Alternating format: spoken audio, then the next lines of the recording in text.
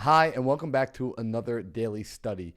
In today's video, we're going to be breaking down The Power of One More by Mylett. Now, this is a book that I read about a year and a half ago, and it is by far one of my favorite books in my library, in my collection. We're going to be going through what Ed talks about from the standpoint of identity today, and I'm going to go ahead and read through it the first time, and then the second time we're going to come back and break it down. So if you're new here, go ahead and click the like button, click the subscribe button, especially if you get value by the end of the video, and don't be afraid to leave a comment. Without any further ado, let's jump right into it. So this is taken from the very first chapter of the book, and Ed writes, "Put another way, identity is this. What we perceive about ourselves is what we believe about ourselves. Here's the paradox about identity. Many people know that they could improve their lives significantly if they changed their identity. However, many people aren't willing to take the necessary steps, even when it's in their own best interest. Are you willing to sacrifice who you are for who you could be? The answer should be a resounding yes. That's a logical conclusion and sounds obvious, so it's a mystery why a lot of people struggle with this fundamental question. You weren't put on this earth to be a bump on a log or a lump of coal on the ground. Your mission is to keep growing, expanding, and learning to lead a happy life. When you do these things, your identity will change. Identity is so important because it unlocks so many other amazing things in your life.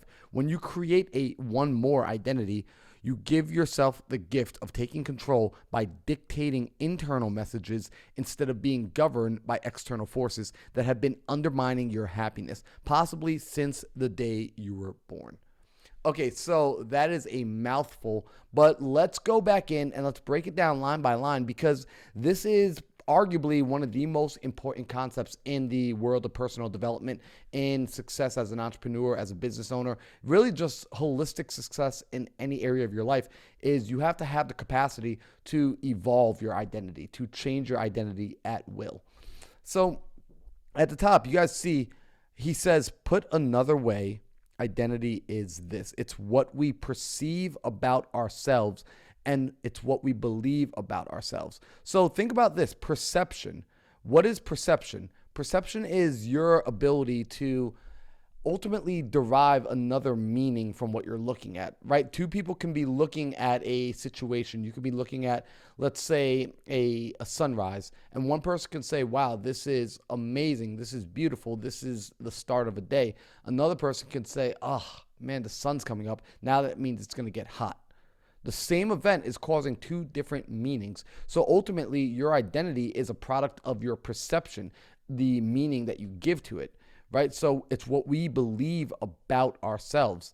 Now, this is what's interesting. He says, here's the paradox. So here's the thing that is seemingly contradicting about identity. It's many people know they can improve their lives significantly, so they understand this intellectually. If you ask a person, would your life improve if you became another type of person? Arguably, they would say yes. They understand if I changed my ways, I would change my results.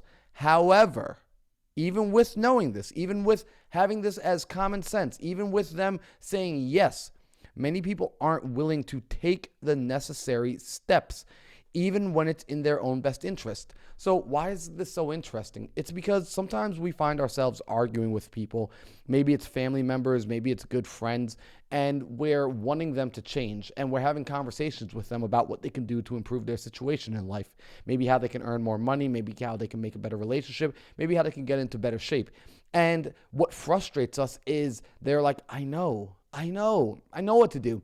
And you're like, well, if you know what to do, why aren't you doing it? Well, that's the paradox. It's they can understand this, but they're not willing to make the steps. They're not willing to take the action. So Ed asked you a question. Are you willing to sacrifice who you are for who you could be? And the answer should be yes. Really, when you think about this, you should be willing to sacrifice who you are today in order to become who you get to be tomorrow. Because if I put this in another term, it's saying, are you willing to leave the first grade in order to go to the second grade? Are you willing to leave having a girlfriend in order to have a wife? Are you willing to leave an entry-level position to have a C-suite position? You have to be willing to give up the old in order to have the new. But for some reason, when it comes to identity, people don't want to let go of the identity that they become so comfortable with, right? They become accustomed to. So Ed just puts it out there that really we should be willing to sacrifice who we are for who we could be. And it's a logical conclusion. And this sounds obvious, but again, the mystery is a lot of people struggle with this fundamental question. A lot of people struggle with committing to that answer of yes. And so Ed goes to say that you weren't put on earth to be a bump on a log or a lump of coal on the ground, meaning you were born a human. If you're watching me right now, if you're listening, you're on the internet, you have the best technology that's ever existed, you were born as the most dominant species on this planet.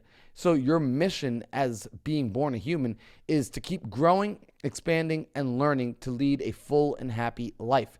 And when you do these things, your identity will change. So the actual act of growing, the actual act of learning, the actual act of doing, taking action changes your identity. It's a part of the process of life. The only way to not change your identity is essentially to be dead. All right? Those are the only things that don't change, are things that are dead. But if you are alive, you are growing. Now, he says identity is so important because it unlocks so many other amazing things in your life. When you create a one more identity, by the way, the name of his book is called The Power of One More, because he has this principle that when you want to grow and you want to dominate, it's not about just doing enough. It's about getting to that place of doing all you can and then giving more. It's the habit of going the extra mile.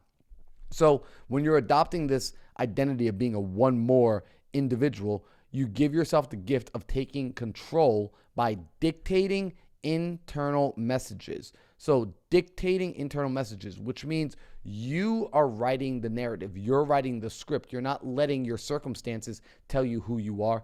You are telling yourself who you are internally, which is powerful because the capacity to dictate internally means at any given point, at any given time, you can rewire and rewrite everything about your life. You don't need to wait for the market to go up. You don't need to wait for the new job. You don't need to wait for the new relationship to begin rebuilding yourself.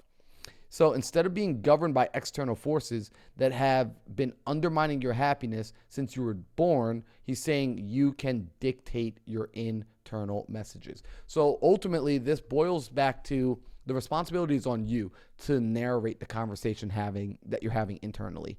And I want to ask you down below in the comments, how have the conversations with yourself been going? Are you dictating a life that ultimately you're proud of, that you're happy, that's moving you in the direction you want to go? Or are you allowing external circumstances to create and write the narrative? Leave a comment below. And again, if you got value from this video, do me a favor, go ahead and smash that like button and subscribe to the channel. These videos are going to be coming out daily. So I'm going to be pushing myself. My identity is going to be the man that sticks to his words and makes these videos every single day. I'm constantly going to be looking for ways to improve.